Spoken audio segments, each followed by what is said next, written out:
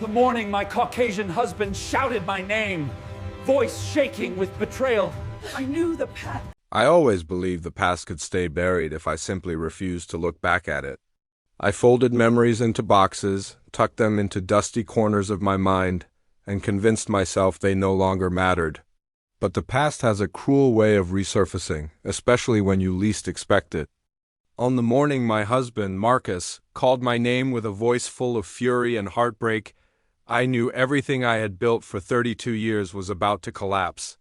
His voice boomed through the house like a thunderclap.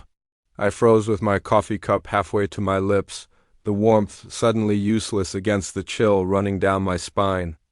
Marcus wasn't angry, often he was steady, calm, dependable, but this voice was something else entirely. A man undone. I followed the sound to the attic, each stair creaking like a warning. When I reached the top, I found Marcus standing among old boxes we hadn't touched in years. Papers were scattered everywhere, and in his trembling hands was my old leather-bound journal, one I had forgotten existed, one that should never have seen the light of day. "What is this?" he asked, holding it up like evidence. My heart plummeted. I remembered every shameful word inside that journal, written during the messy, selfish years before our marriage, entries filled with reckless confessions, impulsive encounters, names I should have forgotten, and betrayals I prayed would stay hidden. He opened to a page. "April 15th, he read, his voice shaking. "Marcus is away on another business trip. Ethan came over last night. Marcus, please." He flipped the pages harder. "May 23rd, I think I'm in love with Daniel." Marcus is the safe choice. Each sentence sliced deeper. He didn't rage, not yet. But the devastation in his eyes was worse than any anger. I tried to speak, to explain the unexplainable. "Marcus, that was years before." He threw another photograph at me. A younger version of myself, wild-eyed, surrounded by 5 half-dressed men. The caption in my handwriting, "Unforgettable night with the boys from Riverside Tech." I felt sick. "That was before," I stammered.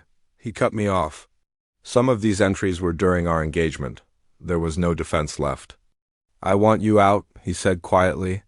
"Now," I begged, pleaded, reminded him of 3 decades of loyalty after those foolish years, but the betrayal he felt was raw, overwhelming.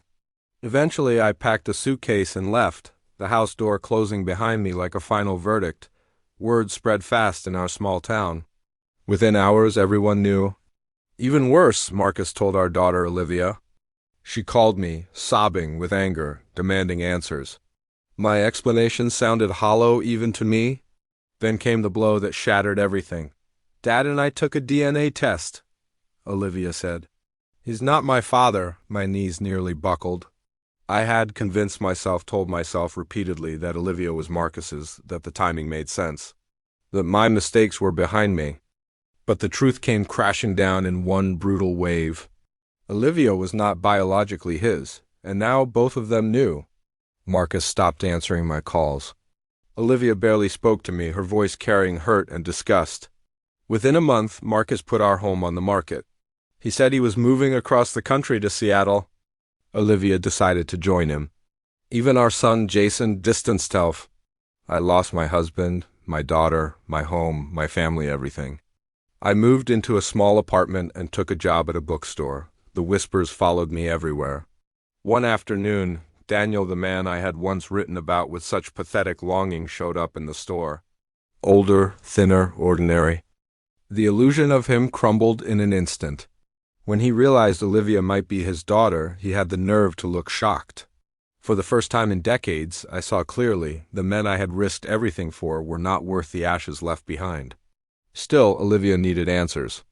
Eventually, she agreed to meet Daniel with me by her side. He tried to apologize, but Olivia saw through him instantly. Afterward, she asked me the question that had haunted me for months. "Do you regret it?" "Every day," I said. "Not just being caught?" "Being that person." Slowly, painfully, Olivia began to soften.